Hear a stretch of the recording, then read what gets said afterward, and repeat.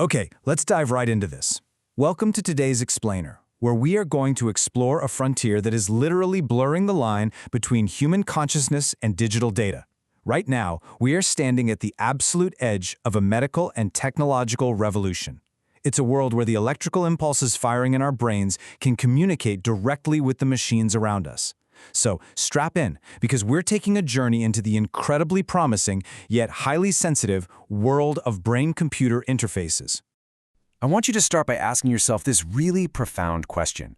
What happens when your thoughts are no longer just your own? Just imagine being able to type a message, control a robotic arm, or navigate a computer screen without moving a single muscle in your body.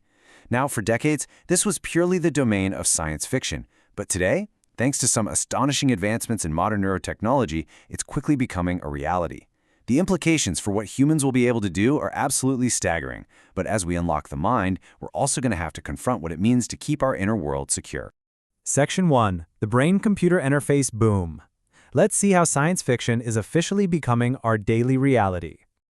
To really grasp the monumental leap in hardware we're seeing right now, we have to talk about the Neuralink N1 implant. It's completely wireless, and once it's implanted, it's cosmetically invisible. But what's truly revolutionary here is the sheer density of its recording capability. The N1 uses 1,024 ultra-fine electrodes, and they're distributed across 64 flexible threads. Now, to put that into perspective, older technology, like the Utah array, had about 96 rigid electrodes. Neuralink's threads are actually thinner than a human hair. They're specifically designed to capture individual neuron spikes with incredible precision. And this is what's helping paralyzed patients control computers and robotic arms using absolutely nothing but their thoughts. Now, as you might guess, manipulating threads that are microscopic introduces a massive biological challenge. You simply can't rely on human hands alone for something like this. That's exactly why Neuralink developed the R1 surgical robot. This machine maps the brain tissue using advanced optical cameras, and it inserts these incredibly delicate electrodes with micron-level precision to avoid damaging any blood vessels. And honestly, this part is wild. The robotic insertion itself takes a mere 1.5 seconds per thread. That is literally faster than a heartbeat. This speed drastically reduces the time a patient has to be under anesthesia, which promotes a much faster recovery. It really proves that next-generation robotics aren't just an add-on. They're fundamental to making these brain implants viable. So let's think about where this is all heading. Right now, we constantly use smartphones and keyboards, which, when you think about it, already makes us biological digital hybrids. But we have a massive bandwidth bottleneck. We can only type or speak so fast, right? Well, Neuralink plans to exponentially expand this bandwidth. They're aiming to scale up to an awe-inspiring 25,000 neural channels per person by 2028. The ultimate goal here is something called human-AI symbiosis. The idea is to merge collective human consciousness with artificial intelligence to solve that biological bottleneck entirely.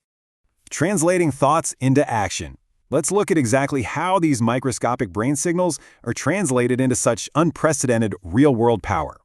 7 to 10. That is the crucial number you need to keep in mind here. In current human trials, Neuralink patients are achieving blistering control speeds of 7 to 10 bits per second.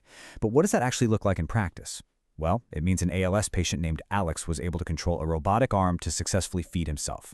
It means another patient, Nolan Arbaugh, is playing complex video games and studying calculus, and his reaction times, they are rivaling able-bodied users. The system is reading their motor intent perfectly and translating it into digital action in real time. It's a real game changer.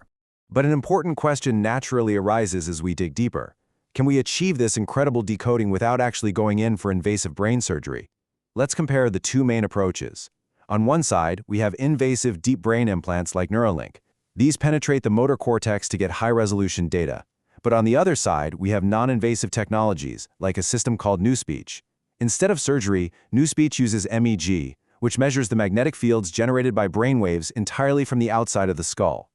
It then pairs those readings with powerful artificial intelligence to decode what a person is listening to or even thinking. Get this metric because it's staggering. The new speech model is hitting a 60.30 Blue 1 accuracy score. Using a modified version of the Whisper AI, researchers have successfully decoded continuous, raw language directly from a subject's brain activity non-invasively with over 60% accuracy. They are literally taking raw, noisy magnetic brainwaves and generating highly accurate text without the need for a single electrode implant. This proves, without a doubt, that high-fidelity thought translation is rapidly becoming viable from the outside of your head, too. The mental privacy problem. This brings us to a massive hurdle. If AI can decode our intended speech so accurately, what happens to our subconscious? We really have to make a very clear distinction here. Surgical medical implants, those are heavily regulated by agencies like the FDA. But everyday consumer-grade EEG headsets that you can just buy online, they are hitting the market in a complete regulatory vacuum. As researchers have rightly pointed out, these consumer headsets often stream raw brain signals under wafer-thin consent. These devices are actively reading your attention levels, your mood, your emotional responses, and often you don't even fully understand where that data is going. It's not a stretch to say the next stop could be mind-reading targeted ads. To really unpack just how vulnerable we currently are, consider this. A recent report by the Neuralink Foundation reviewed 30 direct-to-consumer neurotech companies, and honestly, the findings are pretty alarming. Out of those 30 companies, 29 retain unfettered rights to access users' neural data. Most of them explicitly give themselves permission to share your brain data with third parties. Many lack even basic encryption commitments. Essentially, these companies are taking full possession of your brain data. The sheer volume of these privacy gaps demonstrates a massive risk of corporate hoarding when it comes to our most intimate biological information. And the risk isn't just about someone reading your data either. We're officially entering the era of bidirectional BCIs. These are devices that don't just record brain activity, they can also actively stimulate the cortex. Neuralink, for example, is using this exact bidirectional capability to develop something called blind sight, which sends pulses to the visual cortex to restore vision to the blind. Obviously, that's an incredible medical breakthrough. However, from a privacy and ethics standpoint, bidirectional devices raise theoretical, yet very serious risks of subliminal manipulation or unauthorized mental influence if the technology were ever to be compromised.